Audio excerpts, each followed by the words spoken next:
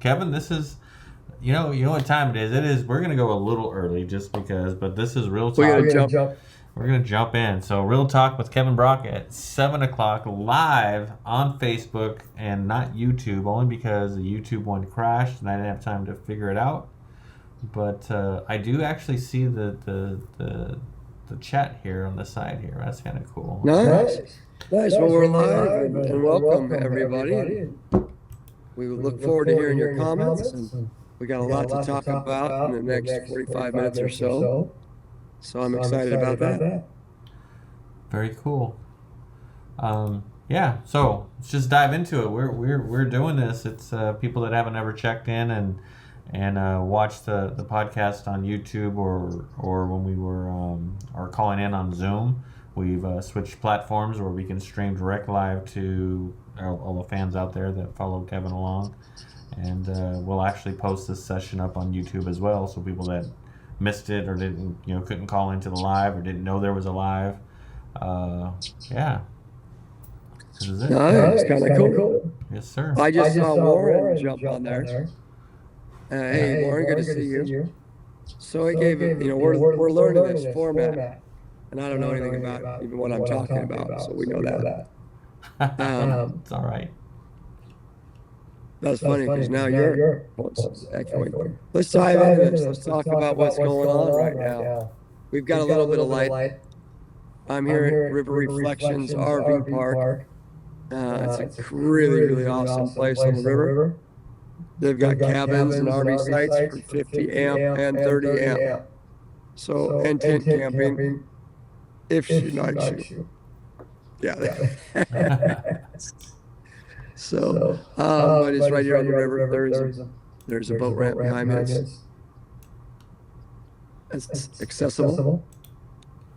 So, kind of cool. What we've got going on is steelhead fishing. Now, salmon is still going. It's not over. Live oak boat ramp down to the 99 bridge. But what is happening? I'll tell you what's happening. Tony, what's happening? Tell us what's happening. Thank you, Tony. I'm going to tell you what's happening. The water is dropping. It's not dropping a little bit. It's dropping significantly in the next 4 days. Now, before everybody jumps on the bandwagon of the soapbox, the water is up this high to control the salinity in the delta. So this was for too much salt. For what they tell us, was bad for the fish. So they were flushing some of that water out. Normally, the feather does not stay at 6, 7, 8,000 CFS in October. But now that has been cleared up, the water's cold for the spawning salmon. This is what DWR is doing. This is a positive thing. These DWR positive, I know that normally doesn't go together, but this one does. The biologists that they have, the biology crew for Department of Water Resources is fantastic. I've worked with them. They care about the fish. They care about the water. They care about the river and the health of what's going on. And you know what? A lot of them like to fish, and a lot of them care about the fishermen. This is the first time this has all been put together in many years. And it's all coming together. It just takes time. Anyway, they're dropping the water. Staying cold. They're not dropping it like overnight. They're not going from 8,000 to 2,000. Because what happens with all of your bank erosion, your farmers, your land, everything else, what happens when you drop it down to that fast? It's weak. So it falls in, trees fall in. So it's all. So they're gonna what we call stair step. Plop, plop, plop, plop, plop. And they're gonna drop it down. The next 4 days, they're gonna drop it down. Ding, ding, ding, ding, ding. So if you go out of Starbin, Boyd's Pub, if you go out of the Live Oak boat ramp, be careful. Because what it was last weekend is not what it will be this Saturday. It's going to be about 4,000 CFS down. And on Monday, it'll be about 5,000 CFS down. Okay, so it's going to be around 2,000, depending on what they go in. I mean, that's the reports I got. And so that's going to be pretty close to accurate. Just be careful. All I'm saying is be careful. Especially you prep guys like me is it's dangerous. Yes. Know where you're going. You know, if you saw a little stick up, tree submerged last weekend, it's going to be big time out in the water now. So be careful with that. We want to tell everybody just be careful with that. Well, the other thing real quick, we're going to just jump into this. There's a young man who was up fishing above Ridley, didn't make it, fell in. Bad deal. If you're a godly person, pray for their family. If you're not a godly person, pray for their family anyway, because we can all use a little prayer when stuff like that happens. One guy jumped in to try to save him. Didn't happen. He barely got out himself and couldn't find the other guy drowned. So, Lord help our family. Amen. And everybody involved. So that's a bummer deal. That's life. It happens. We don't know why, but it happens. We wanted to say that our heartfelt, our hearts are going out to them and their family. Steelhead fishing. Okay. So if the salmon drops down, there's all kinds of steelhead in the low flow and the high flow section. Again, what the water was in the high flow section last weekend will be different this weekend. So please be careful when it gets down to 1,800. Even guys, the 2,000 that know what they're doing will bump rocks and stuff here and there. So be careful. Very careful. A couple things we're going to talk about is the equipment. All right, you guys watching in. Warren, give me a head nod. And then, Stoney, you tell me, is that enough light? Yes. Okay, we're losing our light in the background, so we're going to tie on this little spinner. Can you see that spinner? I'm going to ask if you can see it because I don't know if you can. We're doing this as a new feed. Next time I'm going to have to ask. Stoney, can you see that spinner? Yes, sir. It's a number 2. Gold body, gold blade, little red dots on it. That is one of my number 1 steelhead producing spinners. It's awesome, super cool. I made it for the Feather River. This is the knot that I caught. 8-pound test on it. Let me know if you can see it. Yep. It's always different when you tie the knot for the camera. I go through once, I go through twice. Pull it up to where there's just a little loop there. I go around 4 times. Okay. Now we go back through. Oh. Can you see that? There it is. I'm trying to make it so you guys can see it. See it, Stoney? Yep. Okay. Right there. Go back to 2 loops. There we go. Now pull that tight a little bit. And see how it just starts to wrap itself. Like that. Just wrap itself over. Wet it. Cinch it tight. Bingo. Look at that. Nice. Double improved. It's a good one. You're not supposed to cut line with your teeth. But I did anyway. That's it right there. Super great little knot. Holds up well. 8-pound test, little spinner. Number 1 on the Feather River. So earlier, we tried something new. We did a little how-to video on a little tiny Kitech. And 3-inch Kitech, and we went live with it. I think we went live with it, or we posted it. We did something. Stoney, what did we do with it? Not sure. You're not sure. No, I'm not Okay. sure. Oh, your video? Yeah. We posted it onto your Fish Kevin Rock page and then shared it to a bunch of groups, so it should be out there in the Tackle Nice. Box and Old Farts and a bunch of different places. Nice job. Thank you. Sounds like we're getting a little bit of an echo on the live feed, which I'm working on. That's why I'm distracted trying to figure that out while you're talking. Oh, no problem. I can't hear the echo anymore on my end. Well, that's good. I'm getting That's some fantastic. progress. Yeah. No, there it is again. There it is again. Let me go back this way. Okay. All right. So here's my little steelhead hook.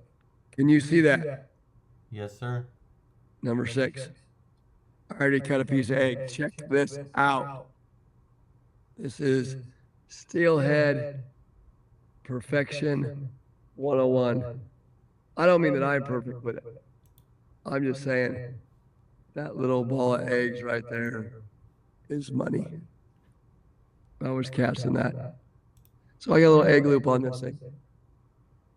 This is 6-pound fluorocarbon. I use that Sunline. It's really good stuff. That's Sniper fluorocarbon. Pull that off. Like I said, it's always a lot different when you're doing it for the camera. You just gotta cinch that down like that. Oh my goodness. If you are a steelhead fisher, can you see that? Can you see that, Stoney? Yep. Now, if I'm fishing out of the boat, you can get these all around. They got them at Johnston's. They got them at the Tackle Box in Chico. This is the light orange puffball. And just push that right up in there. I'm telling you what, that little bait right there will catch a steelhead.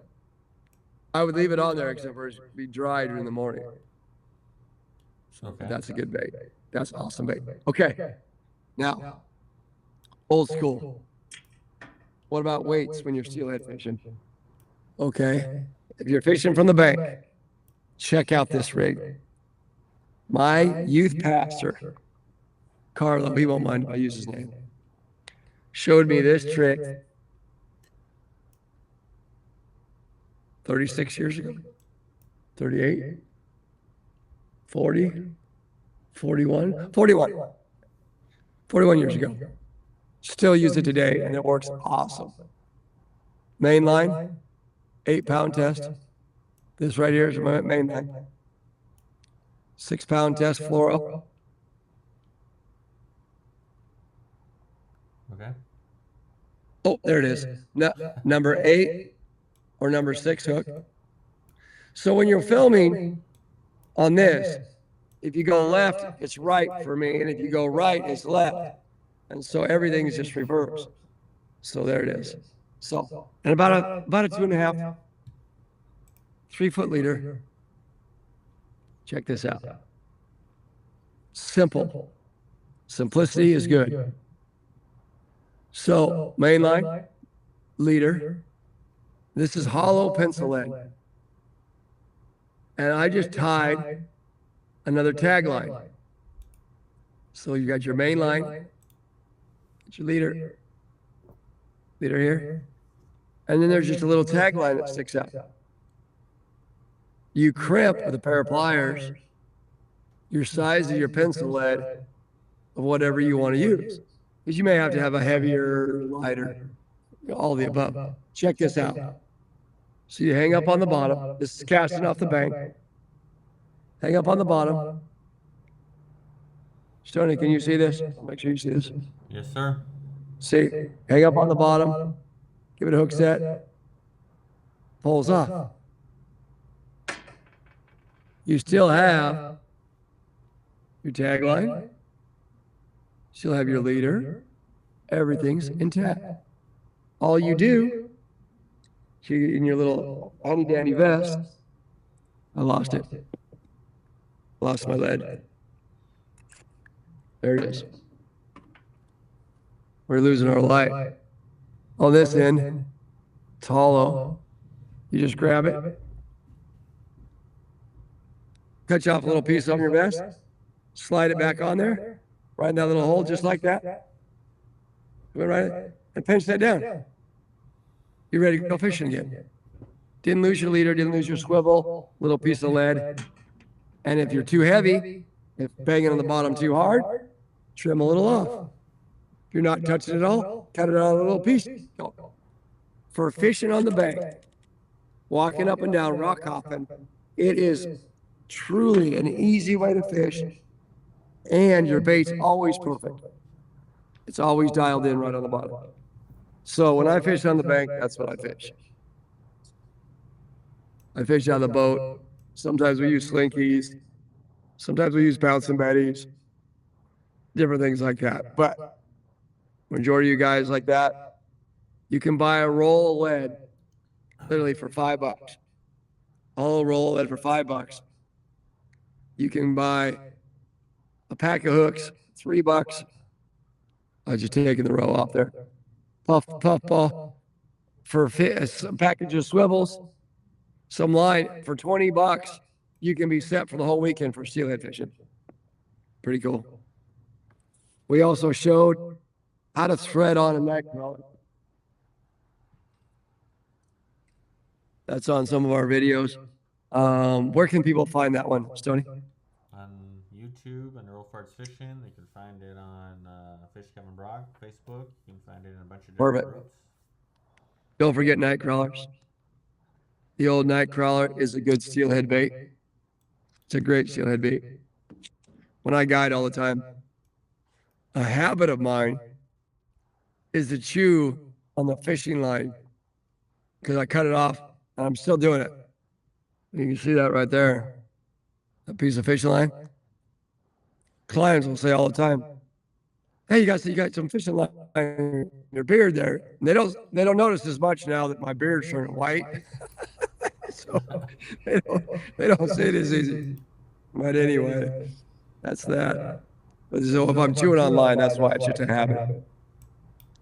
So earlier, we did a little video about how to fish for spotted bass, Shasta, Oroville, bullards. Showed how to rig that little bait right there. See that little bait right there? Little 3-inch K-Tech. A little bit of silver, a little bit of green on the back. Pretty much number one out there. Now, I want to tie another knot. And this is just a basic cinch knot. And it's a good knot. It's consistent. And if you can't do the double and brood, or your hands are cold, go 6 times. Okay? 6 times, back through the hole right there. Same thing, it's really important to kind of pull it until it starts the knot. See how it's starting to roll itself a little bit? Like that? Where is it? There it is. Now I can see my hand. Wet it. Cinch it down. Now the key thing about that cinch knot right there, you're not supposed to cut it with your teeth. I said that earlier. Where is it at? There it is. Is that it cinches smooth. You just want to pull it tight until it gets to the island and it stops. Okay, then you know it's a good knot. If it hangs up on the way or gets kind of sticky and doesn't pull tight, it burns itself. So it's no good. So that's all you need to know about cinch knots. Is you gotta, when they pull them tight, they're great knots. But when you pull it tight, it's got to cinch down nice and smooth. That little bait right there will catch. It's a trout. Almond, guys are using almond. It will catch lots and lots of spotted bass on Shasta. Just cast it out and just kind of yo-yo, let it sink about 10 feet. And then just slowly reel it back. I love 6-pound test fluoro. On this, run your drag light. You get your 4-pound spotted bass, and he's going to pull out, drag, and jump. And, I mean, it's cool. Orville, Bullard, all these different ones that hold spotted bass. Trinity, all those up there. That bait is good. And it looks like a little pond smell. Little 3-inch. So you can catch that, catch fish all day long. All day long. And if you see fish on your graph that are deep, drop it down to them. Jig it on a little bit. Just jig it a little bit, just bounce around. Those spotted bass cannot resist it. It's a great bait. Pretty cool. All right. Well, you can see the sun's going down behind us. You can't see the river anymore. But it's been a beautiful day already. It's going by quick. Going by quick. Stoney, how are you doing, buddy? Good. I'm just trying to get rid of this echo. So sorry, I am paying attention. Just trying to fix I know you're paying attention. That's not that at all. I knew you wanted to. Issues. I knew you wanted to talk about something there that happened with your boat. Oh yeah. Well, we can go there later. You want to go there later? No, well, let me continue talking about what you got going on. I'm gonna get this thing figured out. I just gotta get rid of. He's gonna get it figured out. I will. But keep talking, Kevin. You're doing good. We'll just keep right on cruising along. I can do that. Ready to fish? Packages. All the tackle stores can get these. A lot of them have them. They're like $1 or $2 or something like that. Grab them and you're ready to go. They're already threaded on. We got 10 packs and we got 100 packs. They're at the tackle box in Chico. So, and that little piece of roe. Now the fishermen will know what I'm talking about. So there's a certain smell, and when you get that, you got a certain taste to it. It's got this sweet little eggy taste to it. I don't know how to explain it, but when you know, that's it, because it's just right. It just tastes fishy. It smells fishy, and the fish just choke it down. They bite it and hang on to it. So let's do a sound check real quick. Is the echo gone? Is what I want to find out. I cannot. Can you hear me at all? Can you hear me now? I can hear you. I can hear everything on that side. Just looking at the comments on Facebook, which I can see now. It looks like it awesome. Got better. Perfect. All right. I can't hear any feedback now. Can you hear me, Stoney, right now? Yes, sir. Wow. That's amazing. Stoney, you're awesome. Hey, no, just ChatGPT. I'm telling you, there's so much you can do, and it's so like it's just awesome. Why do I struggle with things so much? Dude, man. Yeah, go ahead. I just continue, and then I'll tell you a couple stories. But I don't even know where I was at. Doesn't even matter. I'm so happy that I don't hear myself talking again. It's worse. It's bad enough. It's bad enough to watch yourself talk, let alone having to listen to yourself twice. So, that's funny. See, my right side's better. So, yes, this is my camera side. There you go. Turn to the left. Yeah, that's not so good. So we went fishing last weekend. We're still making the switch to striper. The weekend before, we got a really nice striper, sniper, yeah. Anthony Sparks. Yes, sir. What is his business called again? Champions Cleaning Solutions, or Champions Cleaning Solution is. I know Anthony as a person, and he does a good job. So thumbs up to you, Anthony. He does a really good job. Yeah. All right, we got rid of the echo, but we still have some other.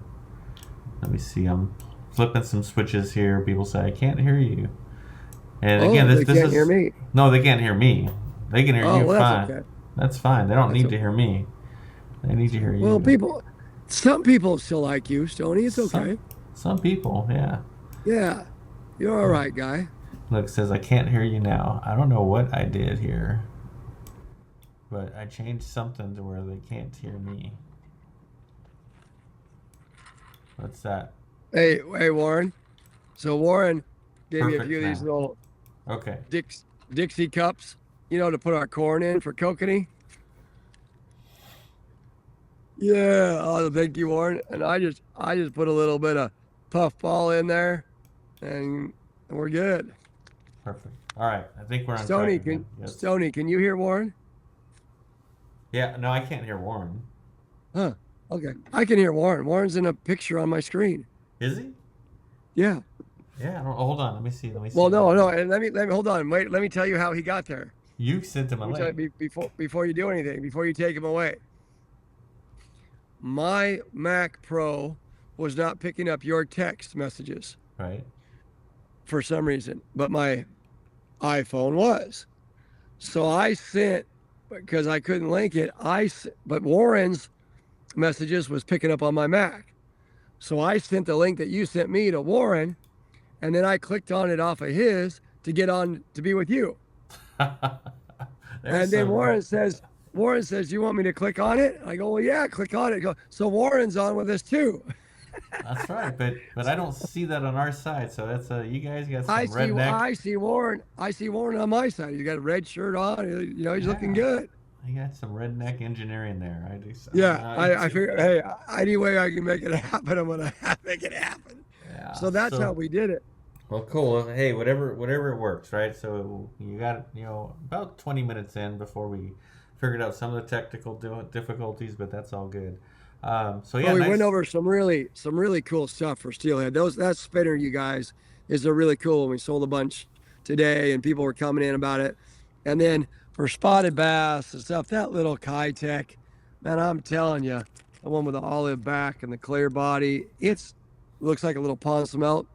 It catches them, and lots of them, lots of them. So those are really cool little things. And the row thing, that little trick that I just showed you on that lead, if you don't use that, I'm telling you, it's the easiest way to not lose all your gear. You hang up on the bottom, you pop it off the bottom, you lose a little piece of lead. You still got your swivel, you still got your hook, you still got your bait. You boom, pinch it right back on, you're right back to fishing. It's really, really a cool system. Very cool. Worked for a long time. Simplicity. We don't. I mean, we've got so technology is so ramped up, and everybody knows everything now because of this kind of feed stuff, which is great, which we want to share with people. But sometimes going back to simple, make sure your bait's good, Yeah. make sure your hooks are sharp, make sure you're fishing light enough line in the right spot, so they don't see it. Simplicity sometimes, really, when you go back to that, you can overthink it. You really can. So believe me, I do. I do overthink it all the time. But that's all right. We got lots of cool stuff coming out. But so that's how that ended up. With our steelhead fishing, we'll be fishing all the way through November. But with the water dropping down, I'm not sure how it's going to be. So hang tight. You guys, you like to fly fish and get out and wade around, you're going to be able to wade a lot of spots now. So it's going to open up a lot of places for you to fish too. So it's a fun time for the bank guys to really get out and do some damage on them, really catch some cool steelhead. And there's a lot of steelhead in the system. It's really healthy. So lots of salmon. The other thing, we're going back to DWR. We were talking about them earlier. That's what I was talking about when I said I didn't remember. Now you remember. Yeah, now I remember. DWR is really the biology team. That's the people that I know. All the biologists are doing a great job. And this year they're dropping the water down early to the minimum amount.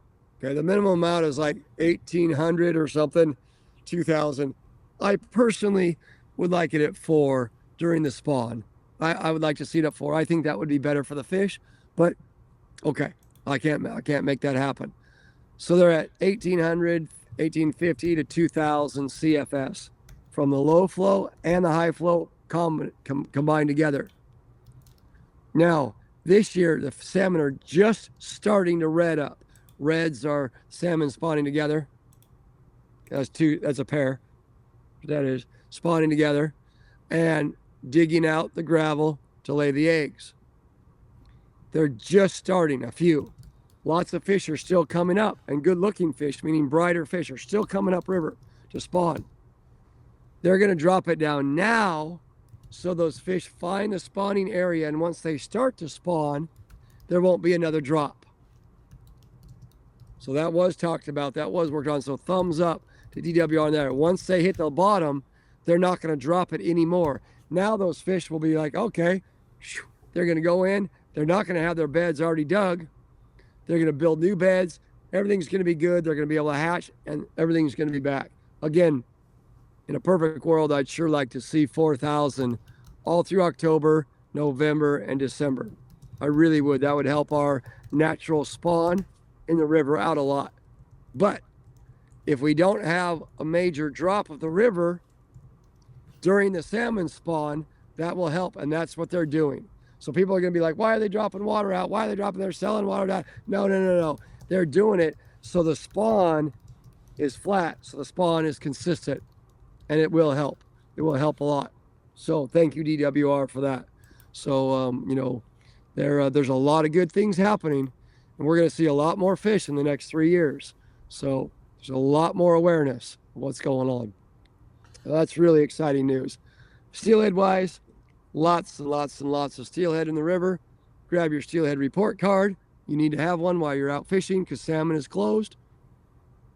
Mark it down. It is, if you hook a salmon, okay, a lot of people aren't touching this. I know I want to talk about this, but you're going to hook a salmon here and there. You're using 6-pound test. You're using a number 8 or number 6 little tiny hook. You hook a salmon, you fight it for a little bit. You're like, okay, for sure it's a salmon. Either break it off or crank it and horse it in, and maybe the hook will come off. Now, check this out. Last couple days out, we've been catching some jacks. A jack salmon is a salmon that's, right around California rule, like under 23, 24 inches, somewhere around there. But anyway, a 4 to 8 pound salmon, okay? Small, they're all males. They're jacks. They're not Jills, they're jacks. And they'll be up in the fast water where the steelhead are. And you hook one, and man, he's thrashing around the water, and he's spinning around, and he's shining. And you're like, oh, that's a beautiful steelhead. That's a 7, 8 pound steelhead. You fight it out to the boat, or you fight it to the bank. You look down, and you're like, oh, man, not that it's bad, but you're like, that's a jack salmon. Don't take it out of the water. Don't put it on the stringer. Salmon's closed. Reach over, just unhook it, let him swim. That's okay. There's nothing wrong with that. Now, if you're out there using a big flatfish in the closed zone, or a big salmon spinner, or you're snagging fish and you're pulling in big old huge salmon by the tail, there is a problem with that, and you will get a ticket for that. So if your intent is to steelhead fish and you have steelhead gear, you're fine. You're A-okay. Don't worry. Don't worry at all. You're not going to get in trouble if you happen to pull in a jack salmon that looked like a steelhead. It happens all the time. Unhook it. Be cautious with it. Let him make sure he's got some life back to him before you let him go. When he swims off, he'll be fine. Nothing wrong with that because you are not targeting salmon. Okay? So make sure keep that in the back of your mind. Don't be afraid. And you know what? The Feather River record was caught in the late 80s on a riffle that I was fishing on. I don't know how old I was, 12 or something. And the guy hooked this salmon, quote unquote, on a glow bug, fights it in. It doesn't jump. It doesn't splash. It doesn't do what this steelhead does. It just dogs him down. And he's like, no, I just want to see what this one looks like. And for some reason, 6-pound test, he's pulling on it. It's a good battle. It comes up. It rolls up right in front of him. Big, huge red stripe down the side. Big, red, rosy cheeks. Oh, my gosh. He backs off his drag a little bit, fights the fish out. It's a Feather River record, over 17 pounds. Over 17 pounds was a Feather River record. Okay. That was in the 80s. So it's fine to play out a fish. But if it's a salmon, and it's a salmon, don't drag it up on the bank. Don't kick it. Don't put it on a stringer. Unhook it. Make sure you take your time, release it. Nothing wrong with that. But you cannot target salmon from above the live oak boat ramp up. You cannot target salmon at all. So no salmon gear. And then after the 31st, that section will be closed. So, okay. and we'll see what happens next Thursday. We'll talk to everybody with this water dropping down, and we'll see how it all goes there. And so we have a question online from Mr. Sparks. Yeah. Someone posted Yes.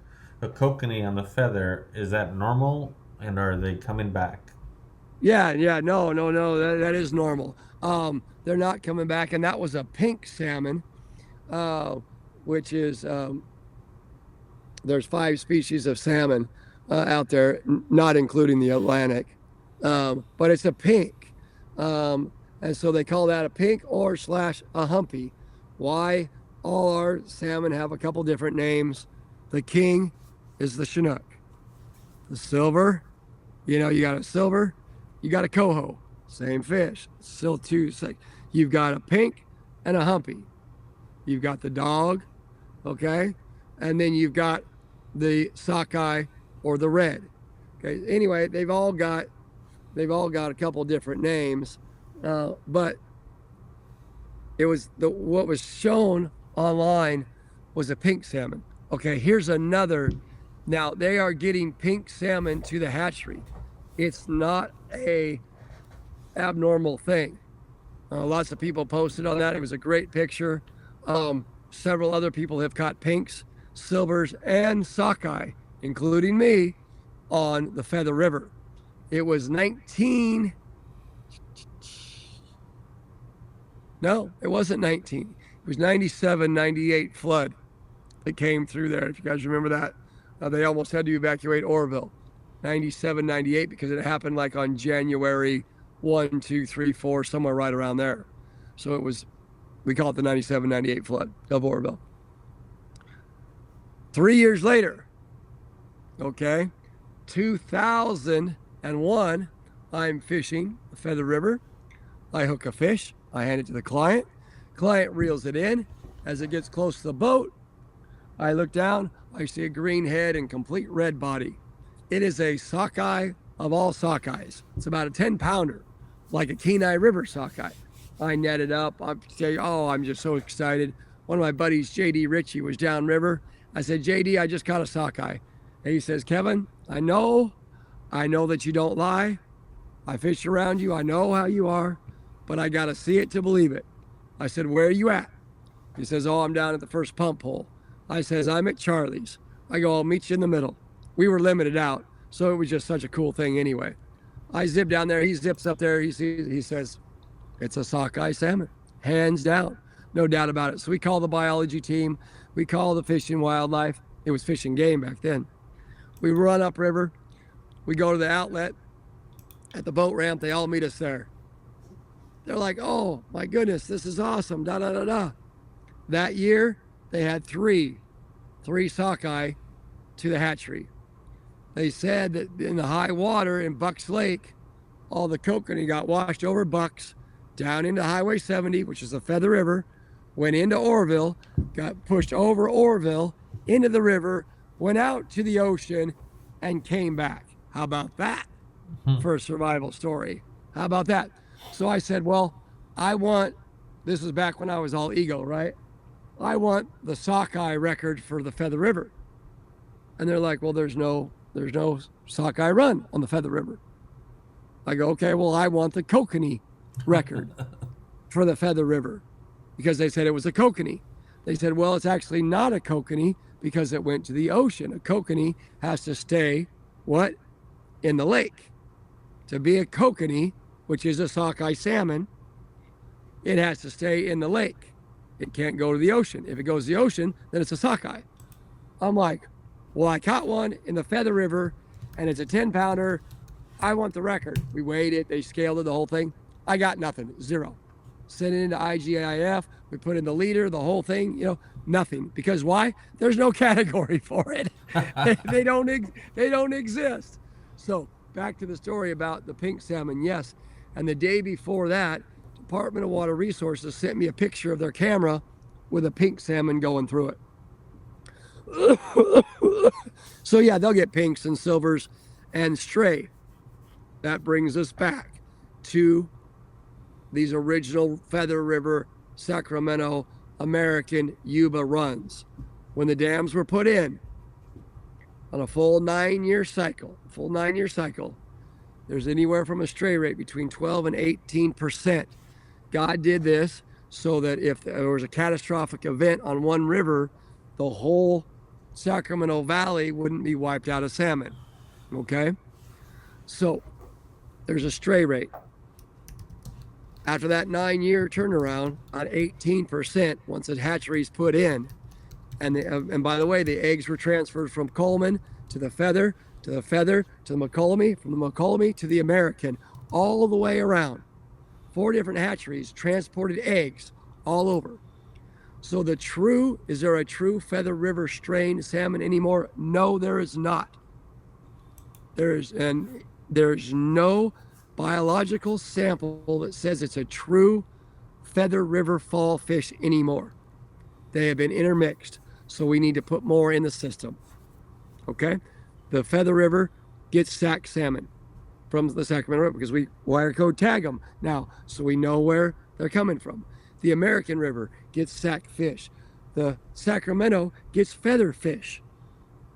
Okay? The American gets feather fish. The McCollum gets tons of feather fish that all came from these hatcheries. When you're fighting a 25-pound chrome bright salmon on the end of the line, nobody cares if it came from the American or the Feather or the Sac. It's a Sacramento Valley king salmon, and they're good, people. They are good. They are not diluting the strain. The hatcheries, mankind has diluted the true strain. It's not anymore. There might be some in the winter run. There might be some in the spring run. But the dilution of the fall run, the salmon for the Sacramento Valley has already been done. We need to get over that. We need to put more salmon in the river. We need to make sure the water levels are consistent, like DWR is doing during the spawn.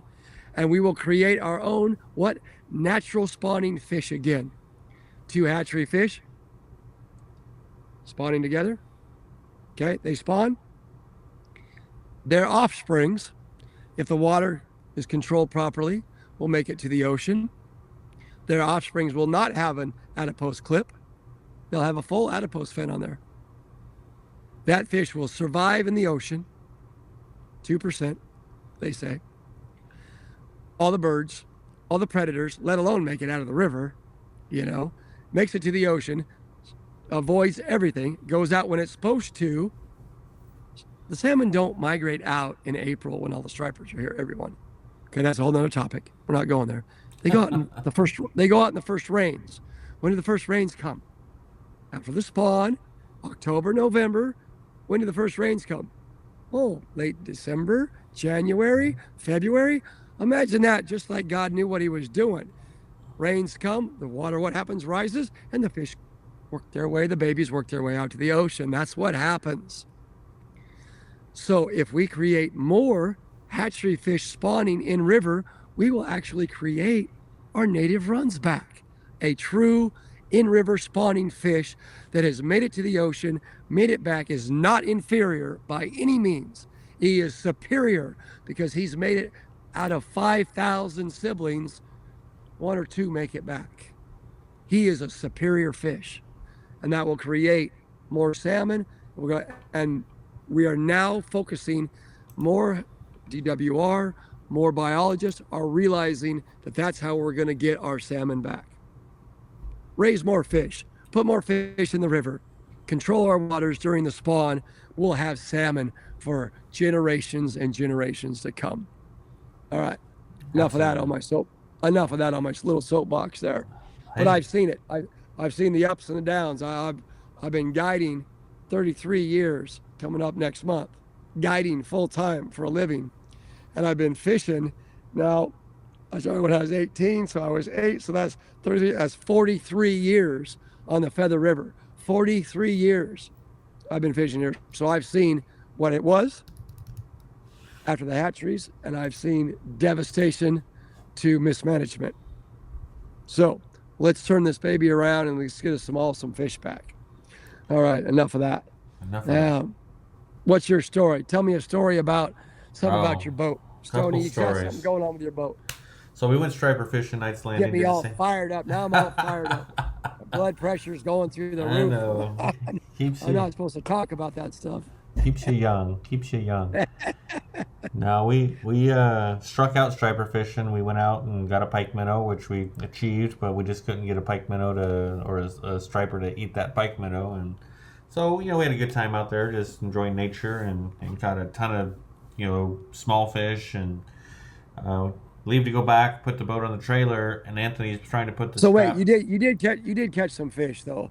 You We caught some fish, you had a good time, but Yeah, not what you were looking for. Yeah. not what we were looking for. So it's just more about getting out and having a good time. Yeah. But we go load the trailer up. Anthony puts the straps on. Well, that's what I say when I don't catch them too. Yeah, he's Yeah. all.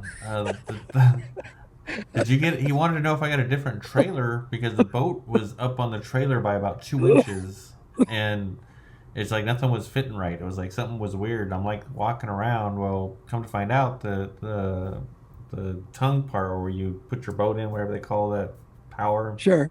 that Yeah.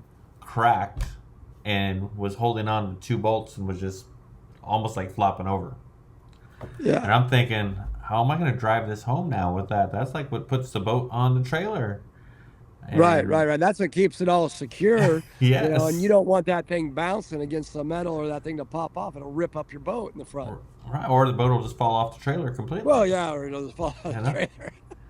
So we take the boat back in the water, get it situated, get it back trailer. It looks secure, but I know there's a big old crack, barely holding on.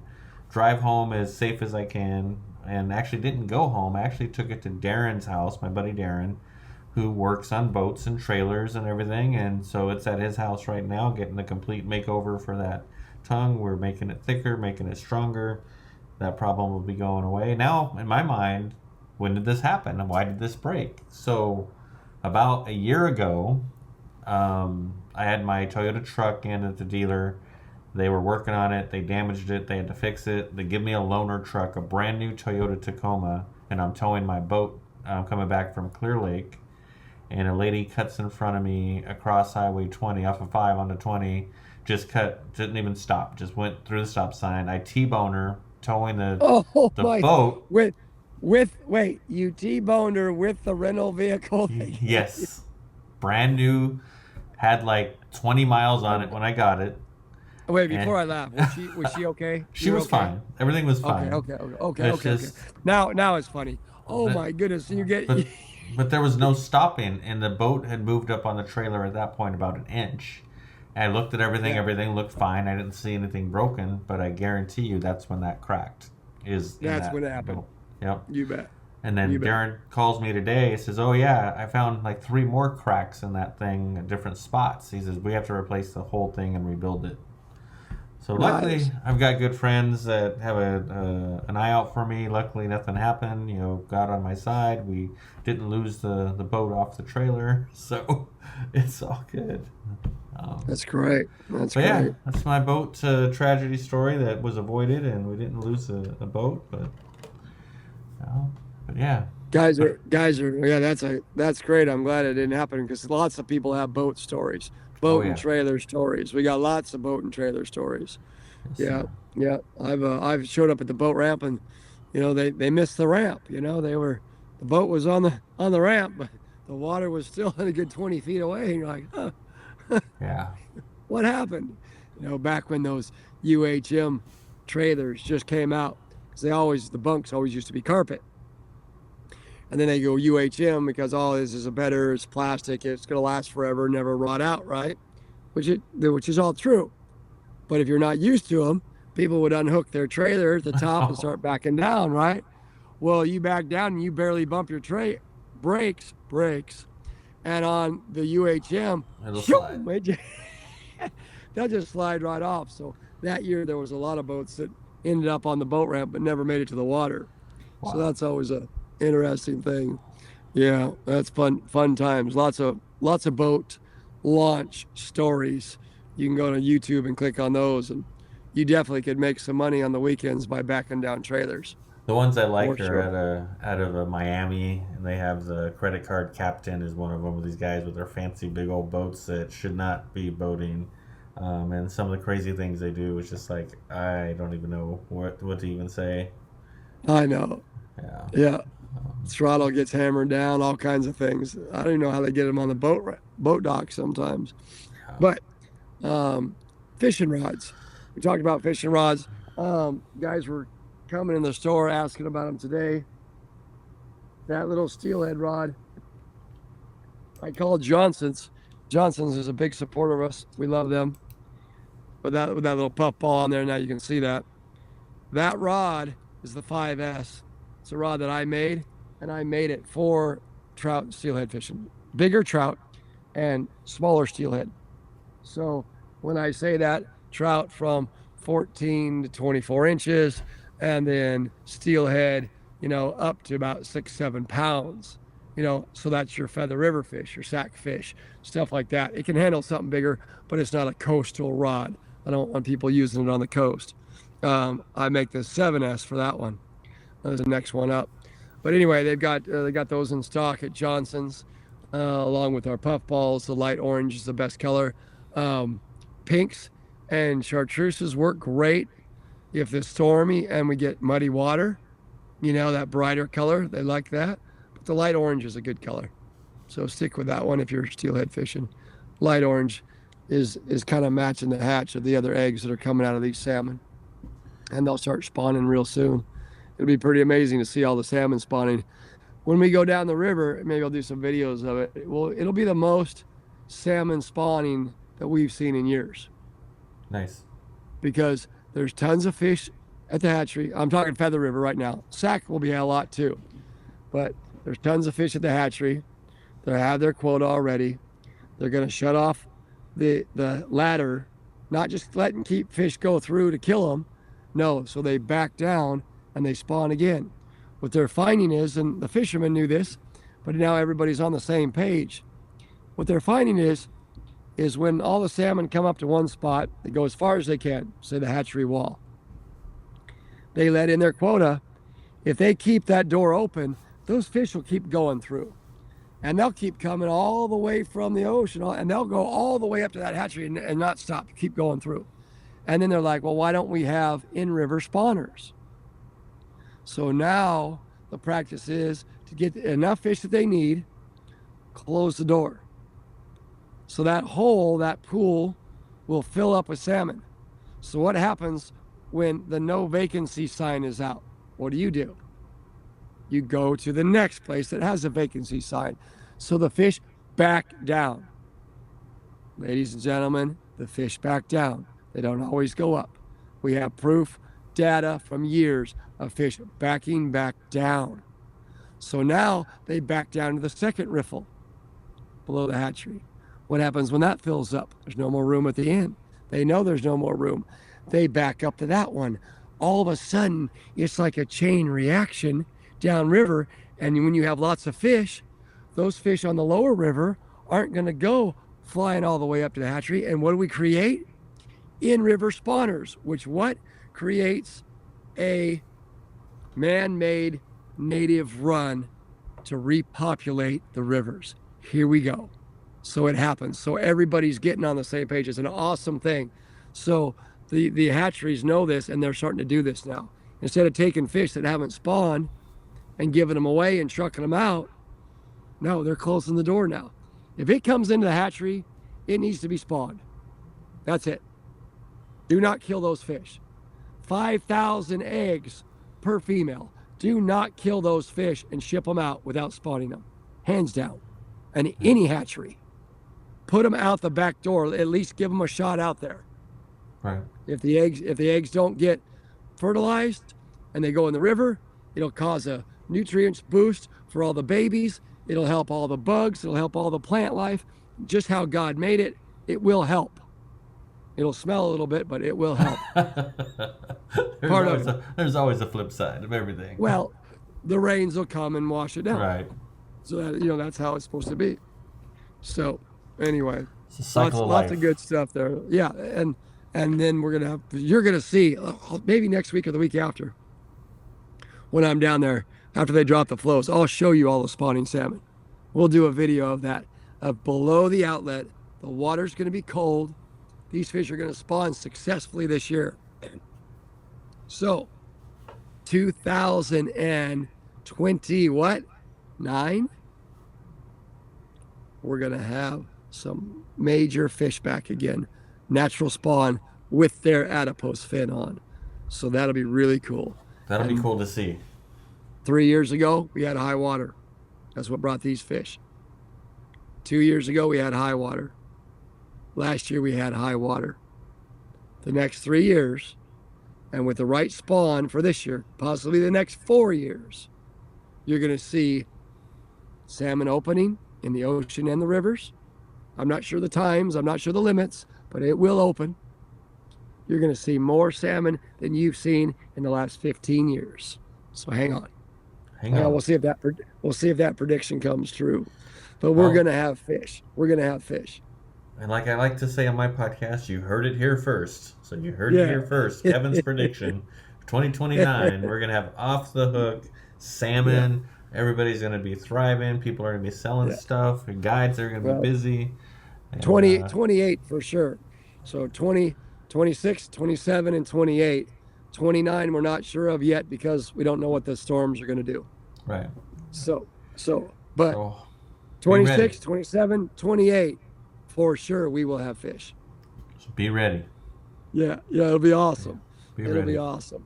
So we had a few questions we answered. We had a few people come on, a few people come off. If you guys, can go back and watch this, on Facebook. You can watch it later on YouTube. We talked a lot about steelhead. We talked a lot about salmon. If you guys wanted a nice salmon education on different species and things like that, definitely watch this podcast back and get that information. Kevin. Oh, the other one. What's that? The other one on that was the chum. I forgot to say chum. Chum. So I said dog, and dog is the same fish as the chum. So that's your 5 species right there. I think I missed that one. No. Well, how that popped back into my head, I don't know. But that's what called. It's you're officially becoming an old fart. That's why. No. It's all good. But no. So if people want to get your rods, we always do this on the podcast. And how do we get a hold of your products? And most of all, how do we get a hold of you if we want to just have a word with you, a chat? We got online. You can send me a message online, fishkevinbrock.com. You can go to our online store, fishkevinbrock.com. You can jump over to the Tackle Box in Chico, and they've got the largest amount of K-Brock rods in stock anywhere. But Johnson's also has a large amount. Okay, and then several other stores too. Redding, Reynolds, and Redding has a bunch. Lots of rods. Jim at Real Boat Works in Lodi. Thumbs out to you, Jim. One of the best boat working guys around for electronics and getting your boat all tip-top shape with all the electronics connected with batteries and everything. Jim at Real Boat Works out of Lodi. Check him out. He's got rods in there. I mean, we just go right on down the list of rods that are out there. Just get a hold of someone. We'll figure it out. And one of my buddies, Bishop, over there, he was guiding on Eagle Lake. And he took our kokanee / trout rods that we made, that we use at Bullards. You've seen us at Whiskey Town and Orville with. Warren's got a bunch. He took 6 of those, said they were way better than the rods he was using, and they loved them. So nice. Those trout are, from 2 to 6 pounds. So it's a perfect. I gave some to Big Nate over there for where he's fishing at, Berryessa and stuff, or wherever he's fishing. And he said they're awesome. He said all of his rods are the K-Brock rods now. So for a guy to use that, now that's not because he's trying to blow smoke. We don't use stuff that doesn't work good for our clients. So anyway, you can get rods all over. Check us out. Brad Miller, no, not Brad. Mike Miller came in. He won the rod last week. Came into the store today, and Roxanne had to go to the doctor. She's fine. It's just a checkup type stuff. Anyway, he came in, we talked, he bought a reel, and so he got an awesome rod and reel combo that he won on this show right here just by posting some pictures of salmon. Super great dude, by the way. Nice guy, good fisherman. He's a hunter, just a great guy all around. Mike Miller, hats off to you, man. Good meeting you in person. And he said he caught lots of his salmon on the ZZ Brock plugs, which is awesome. and spinners, and I mean, just so good all the way around. So yeah, so keep watching this, and then we're gonna post new hours for the tackle box. So keep an eye open for that for winter hours, and then we'll be posting our daily specials on those winter hours coming up on fishkevinbrock.com or the tackle box or at oldsfartsfishing.com. You can get it there. Oh yeah. So we're kind of all over right now. You know, we've been doing this a while now. We were doing the Zoom thing. We were posting. We still are posting the final product onto YouTube, and we're definitely getting a lot of visibility, a lot of interaction. And the next phase was getting this live stream. Which welcome to our very first live stream on Facebook. First one live stream. Yeah, so went off pretty good, buddy. Yeah, a few technical issues, settings I had to do. So hopefully everything's dialed in. Next week will run smoothly. But good to you. I mean, I got onto the computer, I had to finagle it, but I got on there, and we got lights, and I mean, people got the information, and you did your part. Nice job, by the way. Yeah. So our next goal is to start streaming more to, like I said, the YouTube crashed. It didn't work. I got to figure that out. I got to figure out the linkages in TikTok, and so we're gonna try to just make this a regular thing. Thursdays at 7 o'clock, as we like to say, Real Talk with Kevin Brock at 7 o'clock. Right there. He's getting tired. Now it's 8 o'clock. Well, you said it once, and I didn't know you were prompting me. I didn't get the thumbs up. I'm like, oh wait, I'm supposed to say something. There we go. There you go. I didn't get the prompt. When you're doing video and you're doing camera, the guy in the back's holding up the cue cards. And I didn't get the cue card on that one. So next time I will. And what's interesting with this is when you guys have seen this podcast before, if you didn't call into it on the Zoom call, you didn't see all the shenanigans and things that go on, and you saw the edited version that I would post onto YouTube. Well, now with this, there is no cuts. This is raw. This is the real deal. It's what it is. Yep. I got all fired up about the salmon spawning. It's all good stuff. Throwing things, kicking things. Oh well, it's all good. But a few shout outs before we talked a lot about the tackle box, fishkevinbrock.com. Johnson's, Reynolds, Phil's, down there at Jim, Real Boat out of Lodi. He's got all our stuff in there, tons of stuff in there. Auburn, Outboard Marines got our stuff there. I mean, that's just a few of them. Then you go up north, and we're in over like 40 stores. Sportsman's Warehouse got stuff. And if you have a tackle store and want to carry our stuff and be mentioned and promoted on, it's stuff that works. It's not 25 colors. It's like 5 or 6 colors of stuff that works. If you want some of this stuff, you can go right on our online store, put in your store info, boom, and you get wholesale pricing. It's shipped right to you. And we deliver. We got stuff in stock, so that works out great. So I know we're not going into buying season, but for the spring, hang on to your hats, man. It's going to be a good spring. It is. So that's the top of the hour, Kevin. We're going to be respectful of people's time. We're going to get off the air and check in. Make sure you like, subscribe, follow to Kevin Brock on Facebook, Old Farts Fishing, Fishing with Stony Stone, and don't forget our YouTube channel at Old Farts Fishing on that. And check back. We love you all. God bless you. Prayers to families who are hurting, and anybody in need. Thank you again for all your support. We truly appreciate it, and we get to do what we do. It's an amazing thing. All right. Good night, everybody. Good night.